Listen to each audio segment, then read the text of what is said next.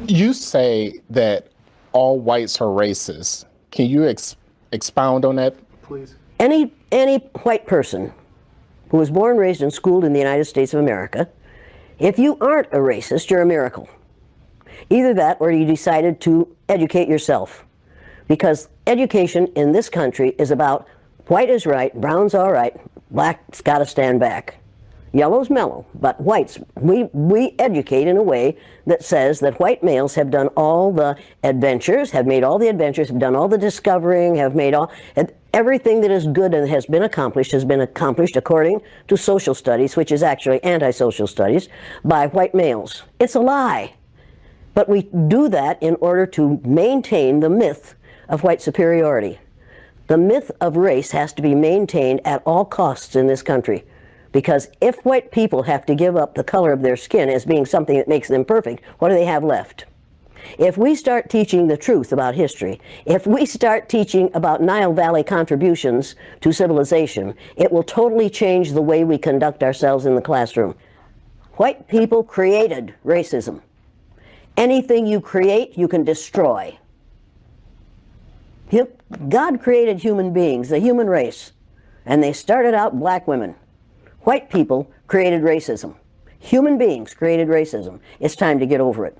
So, if all white people are racist, according to you, can they be reprogrammed? Of course they can. Of course they can. Of How? course they can be. It's called education. I'm an educator. The word educator comes from the root duc dus, which means lead, the prefix e, which means out, the suffix ate, which means the act of, and the suffix or, which means one who does. An educator is one who is engaged in the act of leading people out of ignorance. Now, I know you can change them. The second year I did the blue-eyed, brown-eyed exercise in my classroom, it was filmed by the Canadian Broadcasting Corporation. They gave me a copy of that film. I showed it to my father. My father was about 59 years old at the time. He's been a farmer all his life. He raised six kids, lost one, raised six. Watched that film as a 59-year-old man. When it was over, he stood up, and with tears in his eyes, he took his red handkerchief out of the back pocket of his overalls, his bib overalls, and said, "I wish somebody had taught me that when I was 9 years old." Nobody had dare say to me, "This doesn't work. This is too harsh. This isn't necessary. You can't teach an old dog new tricks because they're wrong." You can teach an old dog new tricks. You can teach people to give up the myth of racism. Somebody taught the Greeks to give up the myth that the sun was a god in a golden chariot that went across the sky every morning. They believed that for hundreds of years. We have believed the myth of 3 or 4 races, different races in this country, for long enough. 572 years or something like that is enough of that. It was a lie to begin with, and it's a lie. Oh yeah, in 30 years, white people will have found out that they have no choice but to get along with those who are different from themselves. I'm not willing. I'd love to wait, but I can't. At my age, I'm not going to be here in 30 years. But we could change this situation if we chose to. You want to talk about forgiveness? You want to talk about changing this thing? I cannot understand how Japanese people can stand the sight of any of us, and yet they do. I cannot understand why black people who have been subjected to the ugliness that they've been subjected to in this country can get up every morning and go to work among us and not be absolutely furious. And I don't understand why we allow white people to behave the way they do. I don't understand that. We have got to stop tolerating the intolerable. If it's intolerable for my black cousins, and every black person on this earth is one of my cousins, if it's intolerable for them, it's intolerable for me. I will not tolerate it. I will not tolerate it. That is not that. I am required not to tolerate that kind of treatment for the people who are related to me. And that's every person on the face of the earth. If your ignorance is such that you'll mistreat somebody because of your ignorance about... Hey guys, welcome back to my YouTube channel. This is Timothy Reaction. Make sure you subscribe to my YouTube channels. And today we are going to let's talk about this clip. This clip is about Ibrahim Traore is trying to to lecture Donald Trump about telling the black America and Africa, especially in Caribbean. So let's all watch. After watching, and please don't remember to subscribe to my YouTube channel, like, share, comment, and all. Let's all watch, and we'll come back with the conclusion. And this is not the good. Don't miss it. Just watch it. Just watch it. Just watch how Ibrahim Traoré is trying to fight for us, Africa. Show you. Oh, it showed me a lot of things. Number one, it showed me that racism is a learned response. Nobody's born a bigot. You have to teach bigotry, and that's what we do in this country. I found out how it feels to be on the receiving end of racism because I'm blue-eyed, and the brown-eyed children were on the top in that first day. And I found out how it feels to be treated badly by people over whom you have power because of having the wrong color eyes. I found out how it feels to be subjected to unbelievable and unreal discrimination because of a physical characteristic over which I had no control. I thought I knew about racism. I thought I knew about child psychology. I knew nothing. All I knew was what I had learned in school. And what I had learned in school was not education. What I got in school wasn't education. It was indoctrination.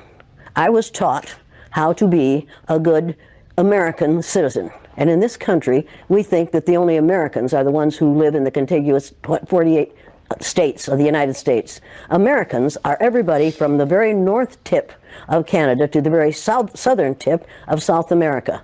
But we, in our arrogance, say that we are the only Americans.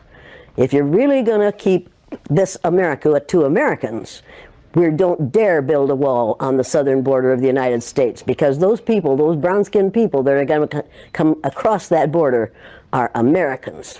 Now we'd better choose our language or choose our behaviors. Let me tell you something. It wasn't a study, and it wasn't an experiment. I don't experiment with children without their knowledge or their permission. It was experiential education. It was giving a child an experience for the purpose of changing their brain. And that's exactly what it does every time I do it. Now, you conducted the same study, I'm sorry, not study. Exercise. Exercise with adults. Oh, yeah. Oh, yeah. And is it any different between the children and the adults? Adults get more violent. I've been hit several times by white males, angry white males. I've had a knife pulled on me. They ran me out of Uniontown, Pennsylvania at midnight one night, 3 carloads of blacks did, to get me out of town because the teachers that I put through the exercise in a very limited way were so angry that they called the superintendent in the afternoon and said, if you don't get that bitch out of town, we're going to kill her. So they got me out of town. First time I've been scared. And the last time I've been scared. Because I found out that day that they could kill me, but they couldn't kill the idea. Victor Hugo said, no force on earth can stop an idea whose time has come. The idea of one race, the human race, is an idea whose time has come. We are not going to be able to stop it no matter what they do. They can elect Trump after Trump after Trump, and that will not stop the idea that there's only one race on the face of the earth. It's the human race, and we are all members of it. You and I are cousins. Now, if you don't like being my cousin, that's too bad for you. But we are all in the same family. We are members of the family of man. You say that all whites are racist. Can you expound on that, please? Any white person who was born, raised, and schooled in the United States of America, if you aren't a racist, you're a miracle. Either that or you decided to educate yourself. Because education in this country is about white is right, brown's all right, black's got to stand back. Yellow's mellow, but whites, we educate in a way that says that white males have done all the adventures, have made all the adventures, have done all the discovering, have made everything that is good and has been accomplished according to social studies, which is actually anti-social studies, by white males. It's a lie. But we do that in order to maintain the myth of white superiority.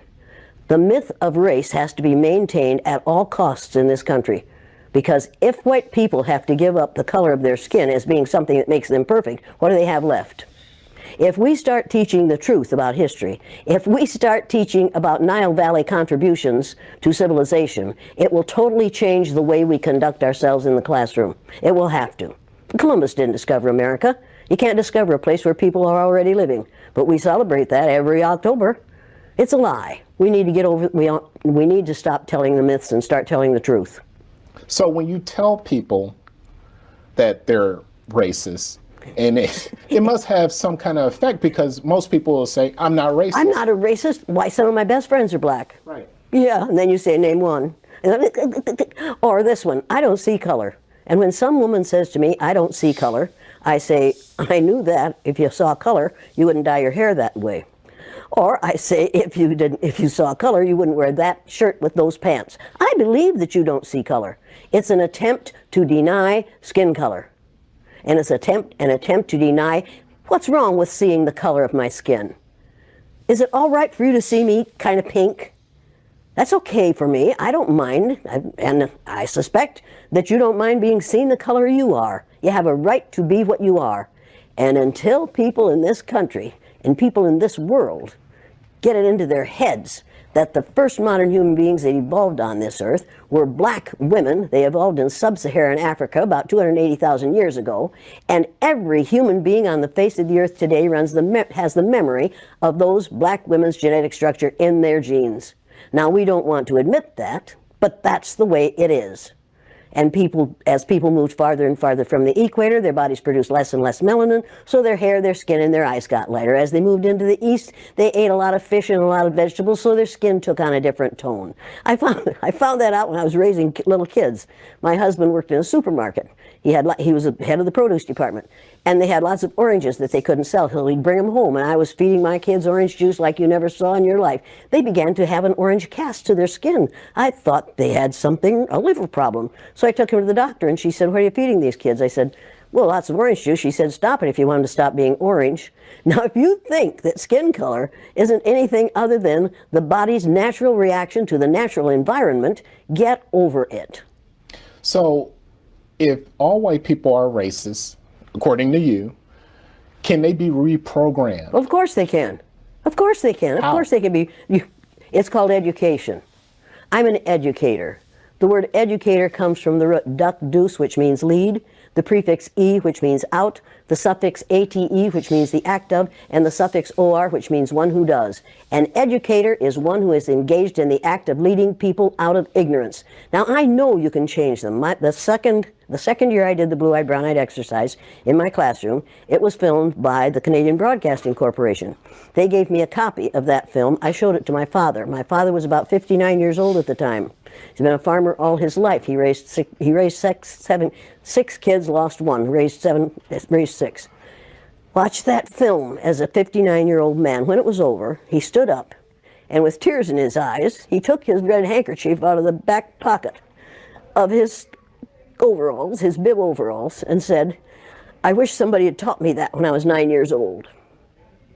Nobody had dare say to me, this doesn't work, this is too harsh, this isn't necessary, you can't teach an old dog new tricks because they're wrong. You can teach an old dog new tricks. You can teach people to give up the myth of racism. Somebody taught the Greeks to give up the myth that the sun was a god in a golden chariot that went across the sky every morning. They believed that for hundreds of years. We have believed the myth of 3 or 4 races, different races in this country, for long enough. 572 years or something like that is enough of that. It was a lie to begin with, and it's a lie. Now, we often hear about reverse racism now. There's no such thing as reverse racism. There's no such thing as reverse racism. You can only be a racist if you have the power to institutionalize what you're doing to people who are different from you. What we're calling reverse racism is natural reaction to being treated unfairly on the basis of somebody else's ignorance. Now, don't ever let anybody say to you or about anyone around you that people don't like that person because of the color of their skin. That isn't the reason white people don't like people of color. They don't like people of color because they don't understand about skin color. And they don't understand that we all are descendants of somebody who looked like your mother. That's deep. You don't really want to get me started on this because I do want to get you started. I'm really angry about how we are miseducating the American mind. And what I like the most about what you're doing in your exercises is that you come in with a very direct attitude. You even call yourself the B word. Well, but you see, the B word for me is the one that's most often used to refer to me. It used to bother me a lot. For me, the B word is an acronym for being in total control, honey. So, you want to call me that? it'll prove to me that you're out of control. And then I'll whip out my little Lorena Bobbitt fruit knife and take care of it for you. Go on. So is it necessary to strip away all of a white person's power, like in your exercises, in order for them to see the light? Or is there another way It's necessary to do what we do in offices and in the military and in schools and colleges and in hospitals and in community groups all the time. What we do is we become our parent ego. We go into our parent ego state, and that forces all those we're working with into their child ego state. And if you watch our present so-called president, he spends most of his time either in his child or his parent ego state. He never gets into his adult ego state unless he's reading off the teleprompter. And he is such a poor reader that oftentimes he makes mistakes, and then he is instantly in his child ego state right in front of your very eyes. It's absolutely fascinating to watch it happen. Speaking of our president, a lot of people say that racism has risen under him. I mean, anybody who doesn't say that hasn't been paying attention. It absolutely has. I'm getting more hate mail now than I have gotten for years. The kinds of things that are being said in this country today are things that he has said for the last 2 years. He has said them publicly, and he got elected because he said them publicly. We have a group of people in the United States of America who were in response to 8 years of a black man in the White House and the possibility that they might have from 4 to 8 years of a woman in the White House, will elect anything that walks and can chew gum at the same time. This last election, as far as I'm concerned, was a direct response to having a black man in the White House for 8 years. And it's time to change the White House to the President's house. This is ridiculous to call the place where the President of the United States lives the White House. It sends the wrong message. It says, I remember when Richard Nixon said to a group of reporters, "I'm trying to save the White House for you white people." That says it all. And at that moment I thought, well, wait a minute. Now this is something that has to be changed, and it has to be changed. Nothing can stop an idea whose time has come. It's time to change the name of the White House to the President's house or the President's residence, which has a nice ring to it, don't you think? With the state of the country being what it is right now, there's a lot of conversations taking place about, let's have a conversation about race. How would a person go about having that conversation? What can they expect to happen in a conversation? Well, the first thing they have to do is not talk about tolerance. I found out the day I was on the bottom in the blue-eyed, brown-eyed exercise with my students. I found out how it feels to be tolerated. I found out that tolerance means put up with, or allow me to be. I don't need your allowance, and I don't need to be tolerated. I want to be valued, recognized, and appreciated. Put your tolerance where the sun doesn't shine. I do not believe in tolerance, because in this country, we tolerate zits when we're little, zits when we're teenagers, hot flashes when we're old, and the flu and bad weather in between. We tolerate ugly things that are going to go away. I don't intend to tolerate anyone. I intend to recognize, appreciate, and value people, not to tolerate them. And I have all kinds of respect for the man who is part of the tolerance group in Atlanta, maybe. I have all kinds of respect for those folks, but we've got to change it from tolerance, because the powerful can tolerate. The powerless have to wait to be tolerated. I have no time for that. I like that. No, I'm going to get lots of angry responses to that one. And I understand that. But I'm reading a book right now. Everybody needs to read this book. It's called, everybody has to read this. Everybody that's watching this has to read this book on tyranny. 20 things that we've learned over the last 100 years in this country that have put us in the position we're in now, and what we can do about it. Everybody has to read this book. They should read this book first, and then they should read The Myth of Race by Robert Wald Sussman. And once you've read The Myth of Race, you will never, ever again go along with the idea that there are 3 or 4 or 5 different races. It was a lie made up by the people who ran the Spanish Inquisition. And before that, there were different colors, but race had nothing to do. There was only one race, the human race. We made that whole thing up. It's time to get rid of it. We have the power to do that. This country got ready for World War II in about 6 months. And you're telling me that we can't destroy racism? White people created racism. Anything you create, you can destroy. God created human beings, the human race, and they started out black women. White people created racism. Human beings created racism. It's time to get over it. Can we go back 1 second? Sure you can. You criticized President Trump. Did I? One thing that a lot of people have criticized former President Obama on was not speaking out on race enough. Do you think he failed in that? What if he had spoken out enough on race? Imagine what would have happened to him. The man is still alive. Do you remember Dr. Martin Luther King Jr.? Do you remember Malcolm X? Do you remember all those people have been killed not because of the color of their skin, but because of the fear of white people that someone who isn't white is going to look better, sound better, act better, do better than they do? Mr. Obama was the president of all of us. He wasn't just the president of black people. He was the president of all of us. The man who's there now is and claims to be the president of the people who look like him. When he says, make America great again, what he's really saying is, make America hate again.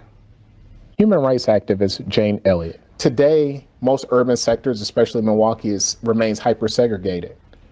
Why is it taking so long, or why doesn't it seem like we can move the button on diversity in neighborhoods? Because the people who have the power in this country are the people who have the money. And the people who have the money are going to decide where people live.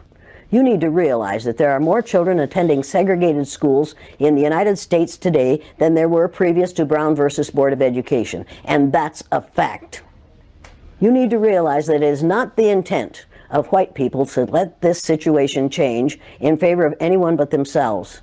And right now, white people are really frightened. If you don't understand the destruction of Planned Parenthood offices, and you don't understand the wall that we're going to build on the southern border of the United States, you haven't read the book, The Birth Dearth by Ben Wattenberg. Ben Wattenberg was a brilliant Jewish man who was a member of the American Enterprise Institute. And he wrote a book, the first paragraph of which says, the main problem confronting the United States today is there aren't enough white babies being born in this country. He was an advisor to presidents of the United States. He wrote the book in 1987. He says if we don't change this and change it rapidly, white people will lose their numerical majority in this country and this will no longer be a white man's land. Now, I'm not misrepresenting this. I'm telling you exactly, almost exactly what he says. He says there are three things we can do to solve this. Number one, we could pay women to have babies, as they have been doing in Western European nations for years. Then he says, and these are his words, not mine, unfortunately, we would have to pay women of all colors to have babies, so we don't want to do that. He says the second thing we could do is increase the number of legal immigrants that are allowed into this country every year. Then once again he says, unfortunately, the vast majority of those wanting to come to this country today are people of color, so we don't want to do that. The third thing he says, and women had better pay attention to this, 60% of the fetuses that are aborted every year are white. If we could keep that 60% alive, that would solve our birth dearth. Does that sound like racism to you? And if it doesn't, I want to know why it doesn't. If it doesn't, you don't understand what racism is. And I think it does. When we close Planned Parenthood clinics because we think they're there only for abortion, we need to take another look. They are used for many, many, many things, and many women need the things that they can get from Planned Parenthood clinics. But we are willing to do away with all that good to avoid allowing white women to have control of their own bodies. Now, nobody had better tell one of my daughters or granddaughters what they can do with their body. You haven't that right. Now, it would be interesting if we were as concerned about sperm cells, wouldn't it? I mean, we could take a whole lot of fun out of you boys' lives. Right. A lot of people don't understand the trauma associated with race and racism. Can you talk a little bit about the trauma associated with? The trauma associated with it? Yeah. One of the main traumas is it tells white people that they are superior because of the lack of melanin in their skin. And then they find out suddenly that we've got a black president. That's traumatic. That's where the trauma is. Living a lie, finding out the truth, is traumatic.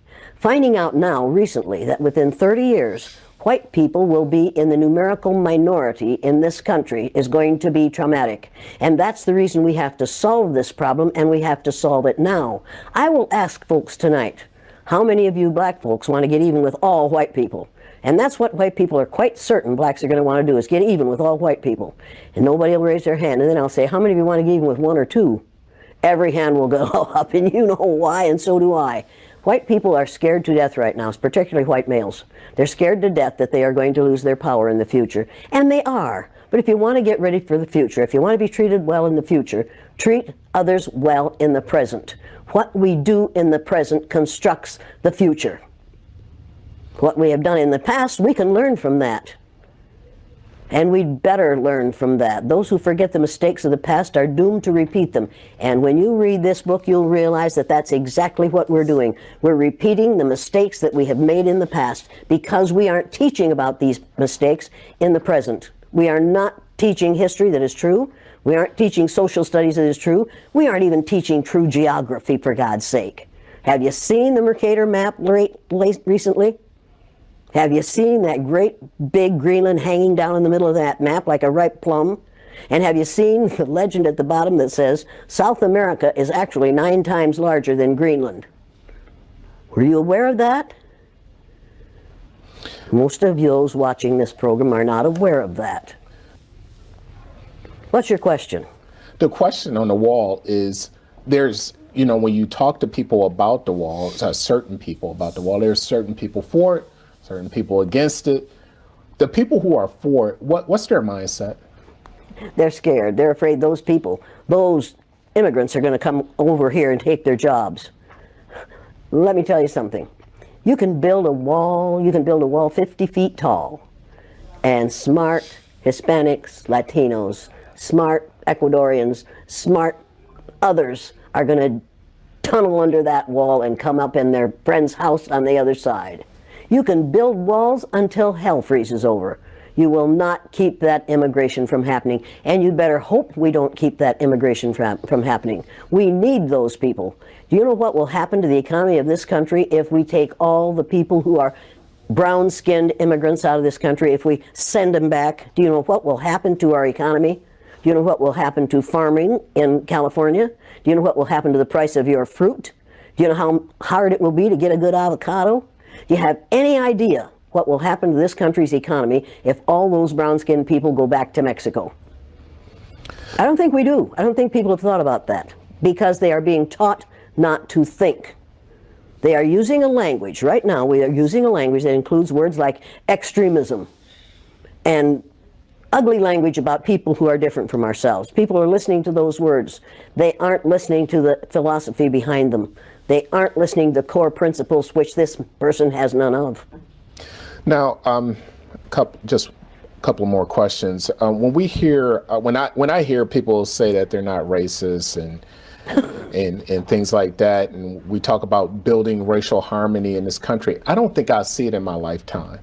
Can you predict in the near future or far future when we will ever have racial harmony? Oh in this yeah, country? in 30 years, white people will have found out that they have no choice but to get along with those who are different from themselves. I'm not willing. I'd love to wait, but I can't. At my age, I'm not going to be here in 30 years.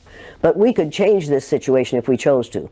During the Second World War, we called the Japanese, and you'll pardon me, but this is what we called them: slant-eyed little yellow. We didn't say that about the Germans. After the war, we rebuilt Germany and Japan, and we get along beautifully with the Japanese. That was in 1945 that we finally won that war. How many years ago was that? Figure that out quickly. I'm not a math person, but... You're not a math person, but you know it wasn't that far. Right. And it didn't take 50 years for us to have peace with the Japanese and the Germans, even though we dropped 2 atomic bombs on Japan. The Japanese hadn't killed 10 million people. Nowhere near that. We didn't drop any bombs on Germany, any atomic bombs on Germany. They were a different kind of people. We couldn't afford to do that. We killed how many Japanese people with 2 atomic bombs? And they forgave us. You want to talk about forgiveness? You want to talk about changing this thing? I cannot understand how Japanese people can stand the sight of any of us, and yet they do. I cannot understand why black people who have been subjected to the ugliness that they've been subjected to in this country can get up every morning and go to work among us and not be absolutely furious. And I don't understand why we allow white people to behave the way they do. I don't understand that. And my third graders, after they'd gone through the exercise, couldn't understand it and wouldn't tolerate it. And when they went up to junior high and a junior high teacher used the N-word, one of my former students said, if you're going to use that word, I'm going to go out in the hall until you stop using it, because we don't use that word in this school. That was a seventh grader who told his teacher off. When we have enough students who are willing to confront people who are making racist, sexist, ageist, homophobic statements, we're going to be better off. We have got to stop tolerating the intolerable. If it's intolerable for my black cousins, and every black person on this earth is one of my cousins, if it's intolerable for them, it's intolerable for me. I will not tolerate it. I will not tolerate it. That is not that. I am required not to tolerate that kind of treatment for the people who are related to me. And that's every person on the face of the earth. If your ignorance is such that you'll mistreat somebody because of your ignorance about the color of their skin, don't do it around me. Number one, I've been threatened with death lots of times. Now I say, go for it, fool. My husband died 4 years ago. Being with him would not be a bad thing for me. Death is not the worst thing that can happen to you. Hello guys, welcome back. Hope you have watched the clip very well. Make sure you subscribe to my YouTube channel, and thank you for those who have come back to support me through your subscription, and those who are watching my video. And this is how Ibrahim Traore is the captain of the Burkina Faso. Burkina Faso is now an independent country. The constitution was suspended by the military coup, and which is not good. And these things are all about, we have seen Niger, what they have done. They have also overthrown the government, and they are really doing well. This is the kind of leadership that we want. But if we didn't depend on colonialism, we will not make far. We need to be independent like the other countries, like Burkina Faso. What they're doing, when you go to Burkina Faso now, they have really developed. They have the GDP has been increased really compared to the other years, because of being the independent. They don't need. When the Ibrahim Traore came into power, the first thing he did is to scrap the colonialism and install the new system, which is really working. And these things the other countries, we need to learn from the Burkina Faso. Like our brother Caribbean, we need to learn from our Burkina Faso, because that guy really has done a lot of things. Ibrahim Traore is only 35 years old, and please, just take a look, just visit Burkina Faso. It's really developed country compared to other countries, because of what? Being the independent. So Donald Trump, when come to power, the first thing he did, he deported our people, our black people, back to their countries, and which is not good, because when you deport back to their countries, this is not because they went to look for the green pasture, because our continent has not been well grown. Most of the countries are they are economically poor, so they went to look for green pasture. But because of that, they have led them to be disappointed. Most of them were being fired from their job because of what Trump came in. But the Ibrahim Traore is fighting for us. He's fighting for Pan-Africanism. He's fighting for advocating for the unity between the Caribbean and Africa at all. Because if we unite with each other, we develop our country. We will not rely on the white people. We will not rely. Our daughters will not go outside. Our youths will not suffering. But if we continue splitting, this thing will really hurt you. And that is what Ibrahim Traore is trying to tell us. He's trying to tell us that he's trying to advise other countries that to follow the suit. let the Burkina Faso be benchmarking. If now you visit the Burkina Faso, you will be wondering like if the same people are being celebrated being with Ibrahim Traore compared to have a president, and these things let the other country like Niger follows their suit. They are now doing well compared to those other countries. So we need to wake up as Africa and also an Africa and Caribbean. Caribbean is a very good place. There we have a lot of athletics, we have a lot of resources, minerals, and all things. There's nothing hinders us from growing. So please, let's unite it. Let's unite our people. Let's unite Caribbean and Africa. If we join hands together, we will beat this monster called the whites. Because whites are really tired with us. When we come in Africa, we find that they come to colonialism. Let's leave these things of colonialism and accept that being our country, we need to develop our country, because we don't need to be colonialism like what has happened the other countries doing. Let's follow the suit of what Burkina Faso is doing now, because in fact I had somebody telling me that when the coup is happening, the country is suffering, but it's not the country suffering. When you look the Burkina Faso, they're really enjoying their life. Look, the GDP have really grown compared to the president left. So Ibrahim Traore is advising our PM of Jamaica, so that to follow their suit. We don't need to rely to these foreign countries that maybe we can get along so that we develop our country. No, we have a lot of money, we have a lot of resources in our country, so we need just to develop our resources. After developing our resources, then we will grow. But if we continue these habits of depending with the other countries like China, that we get along, then we pay with an interest, this is not the right thing. So please, let's be vigilant. If you have looked very well that video, Ibrahim Traore is a really wonderful leader that each and every country need to have it. And you all will agree with me that Ibrahim Traore is a leader that each country admire to have his leadership, because he has really leadership that really works compared to other colonial countries.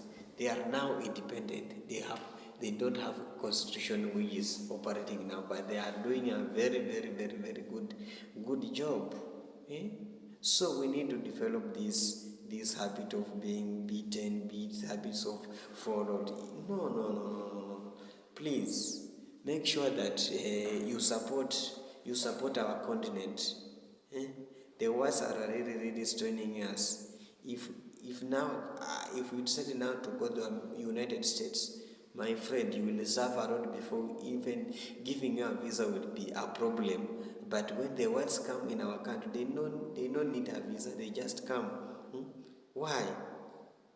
They just come. But if you decide to go to outside the country, you really suffer. Thank you so much for watching my video, and remember to subscribe to my YouTube channel. And thank you for loyal supporters who supported me through your subscription, and those who are watching my video, thank you so much. Thank you so much for supporting me. I'll be traveling all the world to give you any update that will be valuable. Just click the subscription button. Thank you so much.